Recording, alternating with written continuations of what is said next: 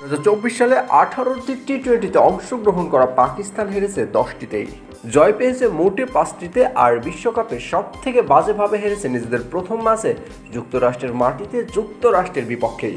এমন ম্যাচ আর এমন হার নিয়ে পাকিস্তানের পুরো রীতিমতো ক্ষোভ দেখিয়েছে সাবেক সব কিংবদন্তি ক্রিকেটাররাই।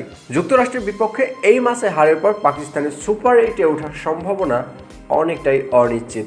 এমন বাজে পারফরমেন্সের পর সবাই আঙুল তুলেছে পাকিস্তানি দলের অধিনায়ক বাবর আজমের উপর। 2023 সালে ভারতে অনুষ্ঠিত বিশ্বকাপেও বাবরের নেতৃত্বে ছন্দ ছাড়া পাকিস্তান। ওই আসরে বিশ্বকাপ শেষে তো রীতিমতো পাকিস্তান দলের অধিনায়কই ছেড়ে দিতে চেয়েছিলেন বাবর আজম। তবে টি-20 বিশ্বকাপকে সামনে রেখে বাবর আজমকে ক্যাপ্টেন করে 18 সদস্যের একটি দল ঘোষণা করে board of cricket control Pakistan. বাবরকে নিয়ে সমালোচনা ঝড় বইছে টি-20 বিশ্বকাপের আগে থেকেই। সাম্প্রতিক সময় স্ট্রাইক রেট নিয়ে ভুগছে এই ব্যাটার। তাছাড়া নেই বড় দলের বিপক্ষে কোনো ধারাবাহিক পারফরমেন্সও।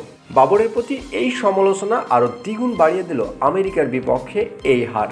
বিশ্বমঞ্চে পাকিস্তানের এমন অবস্থা দেখে অনেকে রীতিমতো সমালোচনা ছুঁয়ে দিছে পাকিস্তানের ক্রিকেট বোর্ডের উপর।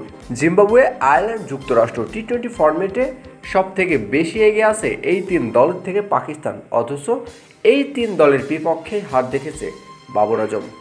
একটা সময় ফর্মে থাকা বাবরকে নিয়েই আশাবাদ্য ভক্ত সমর্থকরা। তবে বাবরের এমন দুর্দিনেও সমালোচনা করতে ভোলেনি অনেক ক্রিকেট বোদ্ধা থেকে শুরু করে ভক্ত সমর্থকরাও।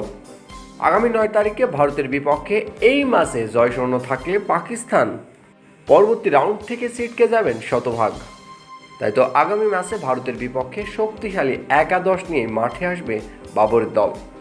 সেখানে করতে হবে ধারাবাহিক পারফর্ম, নিশ্চিত করতে হবে সুপার 8ও।